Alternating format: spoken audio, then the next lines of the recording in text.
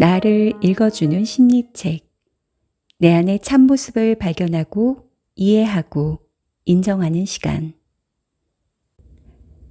잘 살아남기 위한 무한 경쟁의 시대.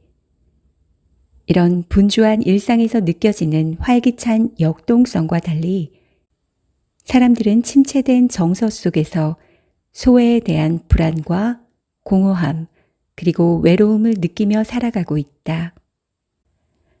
아마도 자기 삶의 의미와 방향을 미처 가늠하지 못한 채 성공이라는 목표 지향적인 행복을 추구하느라 생존 경쟁에 매몰되어 스스로 정서적 위기를 알아차리지 못하기 때문일 것이다. 이러한 정서적 위기의 공통 주제는 친밀감의 부재다. 친밀감의 부재는 필연적으로 심리적 고통을 초래할 수밖에 없다. 보편적으로 인간관계에서 나타나는 친밀감의 부재는 개인의 자기중심 성향으로 인해 타인에 대한 이해와 공감 능력이 상실되어 가는데 원인을 둘 수 있다. 자기중심 성향은 자기 이해에 대한 객관성이 결여된 채 타인과의 관계를 바라보는 것이다. 사람은 아는 만큼 행동한다. 자기 자신을 잘 알게 될수록 타인을 더 잘 이해하고 공감할 수 있게 된다는 것이다. 삶에서 우울, 불안, 외로움 같은 정서적 고통을 느끼는 이유는 자기에 대한 객관적 이해 없이 자신과 타인 그리고 세상을 바라보고 있기 때문일 것이다. 결국 어떻게 고통을 바라보고 다루어야 하는가는 얼마나 객관성을 유지하며 자신을 바라볼 수 있는가의 문제일 것이다. 빠른 해결을 원하는 우리는 고통을 경험으로 받아들이지 않고 생각으로 부인하고 회피하며 이를 처리하려고 한다. 고통이란 결코 생각으로 해결되지 않으며 원하는 대로 제거되지 않기 때문에 회피하거나 부인하지 않고 자신 안에 담아내는 머무르기 경험을 강조한다. 고통을 있는 그대로 인정하고 수용하는 경험이 자기 삶의 가치를 향해 나아가는 과정에서 스스로 선택한 수많은 상황에 기꺼이 반응하는 내적 힘, 용기를 불어넣을 수 있기 때문이다. 1. 인간관계가 만족스럽지 못한 이유는 상대방도 나와 같은 마음이겠지 하는 착각 때문이다. 관계성에 근거한 심리학 입장에서는 만족스럽지 못한 관계 또는 관계의 결핍에서 오는 부정적인 상태를 외로움이라고 한다. 사실 인간관계에서 만족을 느낀다는 것이 쉬운 일은 아니다. 인간관계는 상호적이기 때문에 한쪽의 만족이 다른 한쪽의 만족을 보장하지 않기 때문이다. 만약 상대에게 바라고 기대하는 바를 상대가 다 채워줄 수 있다면 이미 세상은 천국일 것이다. 세상이 그러한 천국이 되지 못하는 이유는 결국 상대가 나의 기대를 채워줄 수 있다고 믿는 자신의 행위에서 오류가 시작되고 있음을 미처 알아채지 못하기 때문은 아닐까? 자기 중심 성향을 가지고 관계를 바라보는 사람의 심리 특징 중 하나는 자신이 상대에게 일방적인 기대와 믿음이 있다는 것을 잘 알아채지 못한다는 것이다. 그리고 자신이 친절과 호의를 보이면 상대가 기꺼이 고마워해야 한다는 당위를 부여한다. 하지만 관계는 상호성이 본질이기 때문에 자신이 상대에게 기대하는 것처럼 상대 또한 나에게 기대하는 바가 있으므로 자기중심 성향이 강한 사람과의 관계는 지속되기가 어렵다. 인간관계에서 오는 외로움은 어쩌면 관계의 상호성을 제대로 이해하지 못하고 자신의 태도가 관계에 어떤 영향을 미치는지에 대해 알아차림이 부족하기 때문이라고 볼 수 있다. 우리의 외로움은 이렇게 시작된다. 관계의 상호성을 알아채지 못한 채 자기 중심적인 만족을 우선하다가 마주하는 고통을 끝내 수용하지 못하고 외면한 끝에 지쳐버리는 것이다. 2. 혼자 잘해주고 상처받는 사람의 심리. 기대와 믿음이 자기중심적일수록 좌절에 대한 두려움도 크다.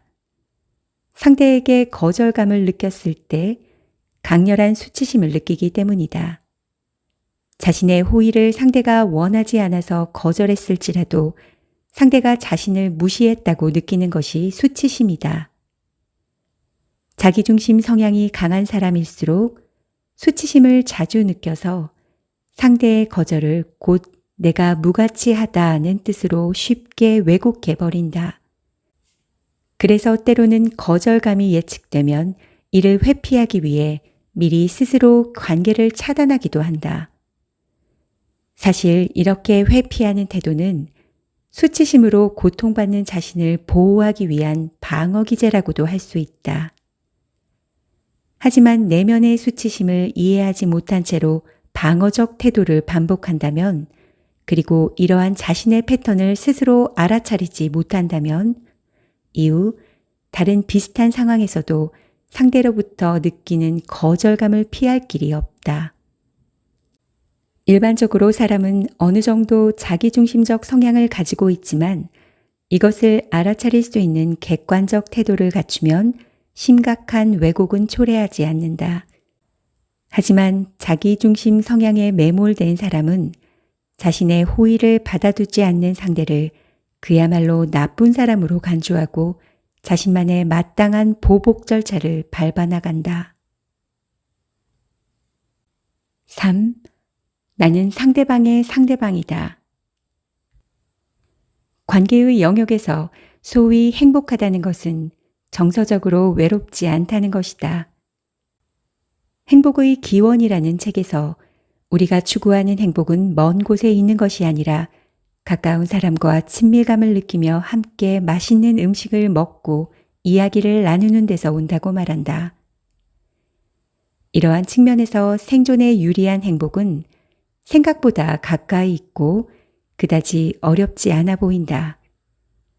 하지만 다른 사람과 함께 있어도 외로움을 느낀다는 건 단지 사회적인 관계 안에서 함께 있다고 외로움이 사라지지 않음을 말해준다. 이는 단지 같이 있음 이상의 무언가를 함께 공유할 수 있어야 한다는 의미일 것이다. 이런 입장에서 보면 인간관계는 서로의 기대와 욕구를 상호적으로 주고받을 만큼 관심과 노력이 필요하다고 말할 수 있다. 그리고 그러한 관심과 노력을 주고받기 위해 나는 상대방에게 영향을 주는 상대방의 상대방이라는 입장에서 각자 자신에 대한 이해와 돌봄을 우선할 필요가 있다고 본다. 그렇기에 각자 객관적인 자기 이해를 위한 노력을 우선해야 할 필요가 있다. 4. 나를 똑바로 마주하기. 관계는 상호적이기에 왜곡된 자기 이해로 마주하는 타인과의 관계는 자신뿐 아니라 상대에게도 고통이 된다. 자신을 이해하기 위해서는 과거 경험을 잘 돌보기도 해야 하지만 방법적으로 나를 바라보는 방식도 고려할 필요가 있다. 자기 이해의 영역을 4가지로 구분했다. 1. 자신이 알고 있고 타인도 알고 있는 나. 2. 자신은 모르지만 타인이 알고 있는 나. 3. 자신은 알지만 타인이 모르는 나. 4. 자신도 알지 못하고 타인도 알지 못하는 나. 관계에서 비롯된 심리적 부적응 문제를 가지고 있는 대부분의 사람은 자기 이해보다 타인의 행동에 더 많은 관심을 두고 이를 자의적으로 해석하느라 노력을 기울인다. 이러한 해석은 결국 자신의 부적응 문제를 상대에게 투사하며 판단하는 것이다.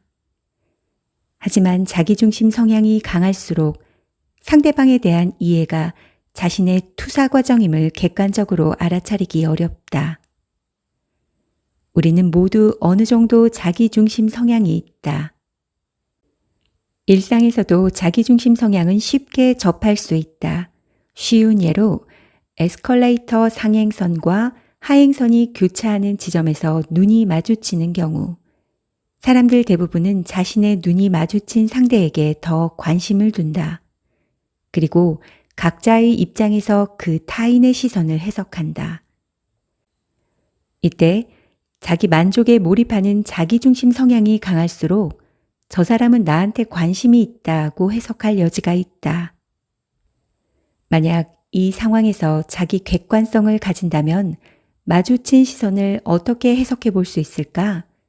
아마도 그냥 눈이 우연히 마주친 정도가 되지 않을까 싶다.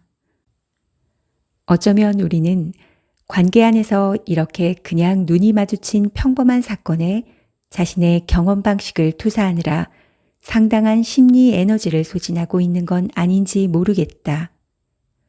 물론 인간의 자기중심 성향은 개인마다 다르고 이보다 훨씬 복잡하게 나타나지만 여기에서 말하고자 하는 바는 객관적인 자기 이해 없이 상대를 바라보는 것이 불필요한 심리적 소진을 초래할 수 있다는 것이다. 그렇다면 자신을 객관적으로 바라보게 되어 관계에서 빚어지는 불필요한 심리적 소진을 덜 수 있을 때 비로소 행복한 관계를 이루어 나갈 수 있지 않을까?